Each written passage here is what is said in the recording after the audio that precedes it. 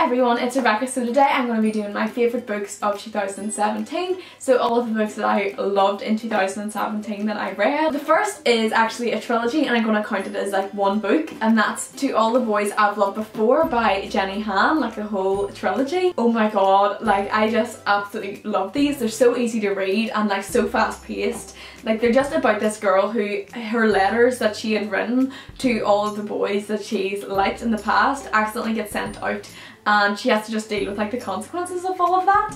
And it's just such a nice trilogy. It's so fluffy and fun, and like I highly recommend it. Like it's such a good book. I'm gonna kind of like rush through these because like I have like quite a few, and it is gonna be really long if I go into detail on anything. The next is also a trilogy, and that is the Grisha Trilogy by Leigh Bardugo. This, like, I don't have the first one in hard copy, so I just like picked this one up, and it's the third book.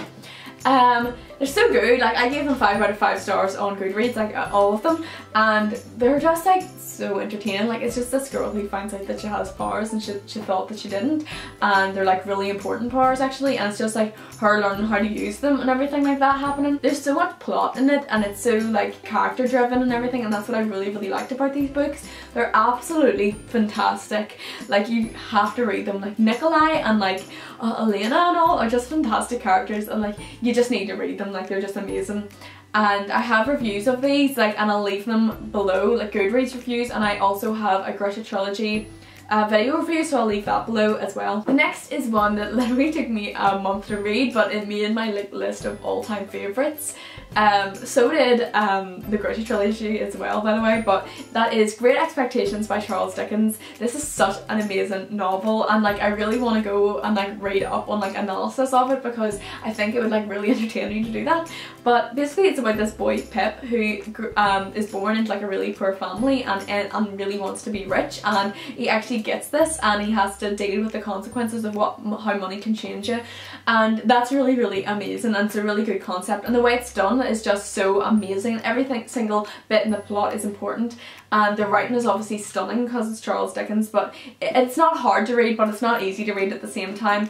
If you're used, I probably wouldn't have been able to read it if I wasn't used to reading classics, but you should try it anyway, just because you never know, like you might just like find that you really like reading classics, so you might as well give this one a go. Like it's a good starting place, I would say, like if you're wanting to get more into classics. And definitely pick this up, especially if you already like classics, and you'll 100% like it. If you're like, if this is kind of like the one that you were putting off, like the way I was with it, then just read it, like seriously, and then you can talk to me about it.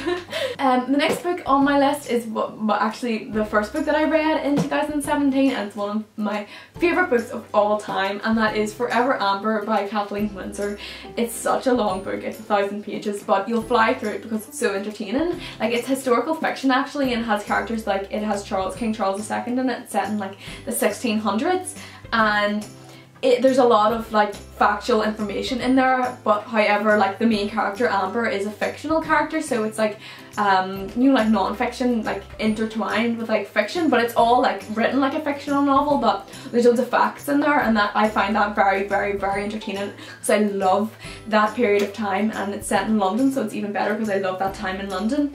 And the historical aspects of it are just fantastic. Like the Fire of London happens, the plague and everything like that, and it's just such an amazing book. The characters are fabulous. Like you need to read it, like genuinely just take your time and read it, and it won't even take you that long. Like I guarantee like you will want to read it. It's beautifully written, not hard to read at all. Like it's just fantastic. Like you need to read it.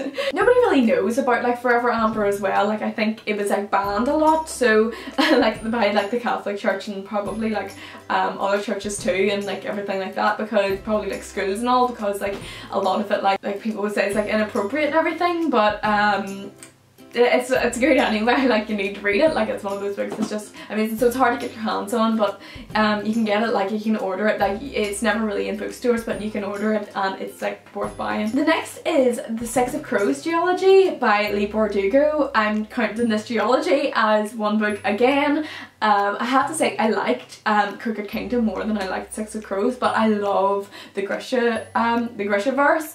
I think it's like absolutely fantastic. I think Leigh Bardugo's a fantastic writer. I love her characters and I love her plot, and I just love like her character development and everything like that. I think it's fantastic. I think she's a really good YA writer. I think that her kind of writing is exactly what I want to read whenever I do read a YA book. She's just fantastic. I love her so much. So Six of Crows, like you probably heard what it's about, everybody loves it, but it's basically these group of criminal prodigies are given this task where they have to break into an ice court, what it's called, an ice court, which is like, you know, a part of like the royal palace, I think, which is like a jail, and they have to break into it, and if they do and get this guy that the people who are looking for, who sent them on the mission, are looking for, they have to get him out of jail and bring him back, and if they do this then they will get like 30 million or something like that. And it's such a good book. Like the plot isn't as good as the actual characters are, and for being written in multiple perspective, it's fantastic. Like usually I don't like it changing, especially whenever something's written in third person. Like I find it hard to read that most of the time because it's usually not well done, but she's so good, so of course it's well done. 100% read it. If you think it's like not worth the hype, just put that out of your head and read it anyway, because it's so good. I highly recommend it. The next book is one that actually didn't make it onto my all-time favourites, and I'm not sure why. I did give it 4 stars, but like, and I'm not sure what took away the 1 star for me. I think maybe it was the slow start of it, or I don't know what it was, but like I don't think that I could put it on my all-time favourites, but I absolutely adore this book.